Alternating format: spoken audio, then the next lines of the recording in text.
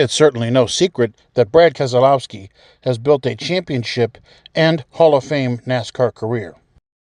And even his uncle Ron was a mainstay in the Cup Series in the late 60s and early 1970s. But what about his father Bob, who was known on the local short tracks in the 1980s as the Black Bandit? First, a little family history on Father John, Ron and Bob's dad, who was a motorcycle racer and got hurt so many times, wife Roberta said, "You're not going to do that anymore," so he took to stock cars. In his repair shop in the suburbs of Detroit, he'd prepare cars for people like Dave Marcus and Homer Newland, just to name a few. When Ron returned from the Air Force, he took over the driving duties. However, in 1975, during the Daytona 500, with Jim Vandiver at the wheel, the car got demolished, and it basically took them out of the racing game. Undaunted, the brothers began building equipment to race in the USAC Stock Car Series.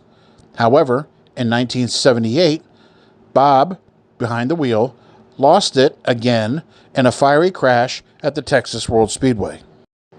These two would just not go away and began building local stuff, and Bob became the Black Bandit at short tracks like Toledo and Flat Rock. A family friend asked Bob if he would like to go ARCA racing, and he said, "That sounds like a good idea." Well, in his very first race at Toledo in 1985, he dominated. However, mechanical failures took him out of the event, but he began running the series full-time, and in 1989 took the title. With one ARCA title under his belt and 5 runner-up spots to go with that, folks began wondering when he might run Cup. Well, in 1987 in Michigan, he tried, but wrecked in qualifying.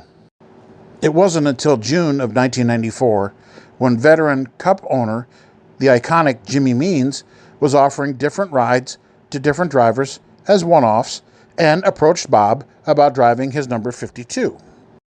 Owning 5 ARCA wins at the Tricky Triangle, Means apparently thought that Kez was the perfect fit for the number 52. Rain washed out qualifying, but Means had enough owner points to get in the field.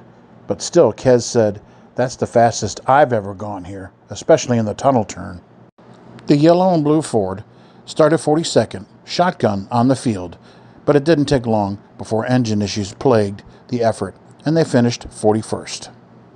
Now, he did go on to have success in the NASCAR Truck Series, winning the 1997 Richmond event. However, he would never again get to qualify for another Cup race. August 1st would have been his 74th birthday.